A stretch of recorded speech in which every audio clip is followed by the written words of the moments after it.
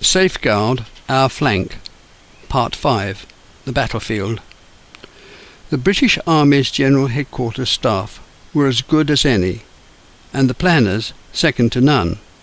What was lacking was good infantry tactics. Rawlinson's tactic, used during the earlier stages of trench warfare, was to shell the enemy front line, allowing the British infantry to advance and seize the enemy trench. However, his use of sustained preliminary bombardment was largely unsuccessful. The nature of no man's land, filled with barbed wire and other obstructions, was a factor that had to be taken into consideration. For a British unit to get into an enemy front line, it had to cross no man's land, secure the enemy position, then face counterattack. It also depended on the ability of friendly artillery to suppress the enemies, which was frequently thwarted by their deep dugouts, revetments, lack of suitable ammunition, and inaccurate fire. No attention was being paid to freedom of movement, use of terrain, covering rifle fire, and night fighting. In Haig's second dispatch, printed on the 29th of December 1916, he submitted the principle of the Somme battle. It draws attention to his army's lack of training, that any attack had to work in unison with what the French, the Italians and the Russians were doing, whilst laying great emphasis on the pre-battle preparations regarding military and human necessity, going to great lengths about the difficulties he was faced with, claiming rightly that the German front and rear lines were strongly held, and that the ability of flanking fire from both military guns and artillery was going to be a problem. His report is copious in length, going into great detail on relatively minor excursions.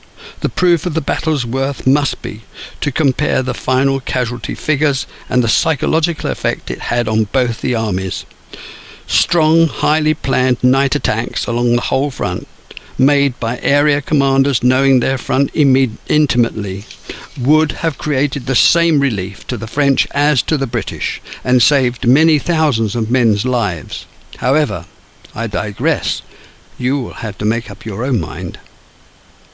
The assault on Verdun by the German Crown Prince created confusion. If matters got out of hand for the French, the offensive might turn out to be a totally British responsibility, and that the French definitely didn't want. Rawlinson returned to his headquarters after accepting that the French Sixth Army was going to join in the general assault. He gave orders that all the corps commanders, heads of staff and various branches should meet up, and this included Generals Hunter Weston, Morland and Congreve, as well as Birch, the chief gunner, and Montgomery, Rawlinson's chief of staff. Rawlinson laid out in detail reports of his findings. The army would attack in June or July. 7 corps would join them from the Third Army. The artillery would be reinforced by heavy howitzers, and there would be no stinting on ammunition expended. There were to be many batteries to back up the big guns. Actually, there weren't that many guns at the time. The numbers were later doubled. A new headquarters order required signalling cable to be buried at least 6 feet into the ground, complex switch lines laid, roads reinforced while some widened, and the railway track extended to get closer to the front line. Considering the poor weather and overuse, the trenches had to be repaired and where possible deepened. All this extra administration and supply needed a reserve of 4,000 to 5,000 men just to keep pace. These front-line maintenance programs and improvements were led and organised by the Royal Engineers. The strength of the Fourth Army and the General Headquarters Reserve Army would double the numbers of men to 500,000 with 100,000 horses, and an increase in motorised vehicles. Training was put in hand immediately so that every part of the battle plan was understood. General Rawlinson laid great emphasis on the necessary supply of oil and fuel, water and foodstuffs, dugouts prepared for the medical centres, dressings and drugs stocked up. By the end of 1915, after the Battle of Loos, the front quietened down. It was obvious to all that although many men had died, the end was still nowhere in sight. At home, the country was at last waking up to the terrible conclusion that this was going to have to be an outright war, and everyone was going to have to contribute. Only new tactics and weapons and attitudes were going to win through. Gradually, as the men were enlisted, taken from the workplace, women took over their jobs. In many instances, they did them better. Women were more amenable and capable of far more intricate work where precision was required. The Kensingtons needed new replacements to make up their numbers. After receiving another batch of reinforcements from England, they were back up to strength. A new training schedule was devised to make the division ready for frontline fighting. This was neither the first time the battalion was reinforced nor, as it turned out, its last. The reformed brigade marched off to Loos Station and there entrained for Port Remy. Arriving in pouring rain, the brigade marched off again to Cittern. This village, set in undulating countryside with few cottages or hamlets, was rural in the extreme. The weather was squally, with occasional heavy falls of snow. Again the brigade was housed in bell tents in a muddy field. The next day they engaged in strenuous training exercises using the latest tactics and weapons. The automatic Lewis gun with its pan of bullets was going to be an improvement, so too the new grenades and Stokes mortar. Every day groups were detailed off to become expert in the use of these weapons, whilst wearing the new-style gas mask. Route and speed marches in full fighting order were made at least once a week. Distances over 25 miles soon led to men dropping out, to be picked up later by wagon.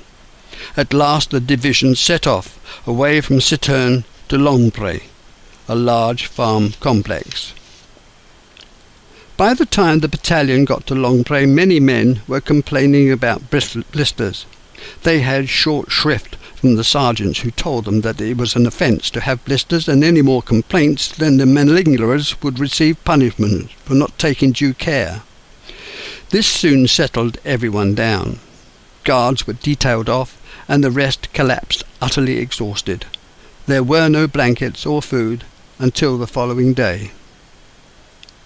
The roads were congested by marching Frenchmen and wheeled artillery, all racing to get to Verdun. Their movement delayed the battalion from continuing, so they had to be a forced couple of days of rest, interspersed with whatever practices the sergeants could think up to keep them occupied. The rolling hills and shallow valleys gave Picardy an appearance of Salisbury Plain. If compared to Ypres, it had space, unobstructed views and open countryside, suitable for unrestricted action. Those of a more frivolous nature described it as jolly good hunting country. The region's ground surface was above layers of chalk, an ideal structure to construct deep shelters and communicating trenches. The Germans were experts at making the most of their front line, putting all their ingenuity into making substantial living accommodation to back up the forward troops.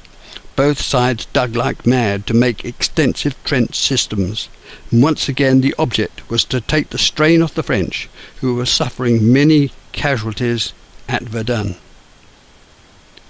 It is well to remember how the land north of the Somme was defended and by whom. In September 1914, when the Germans were trying to outflank the French, both sides tried to outflank the other, until the British laid claim to the Channel ports. The French, the Pas de Calais, the Belgians, the area of land west of the river Isle, and the Germans, the industrial heart and the coalfields of Belgium and northern France.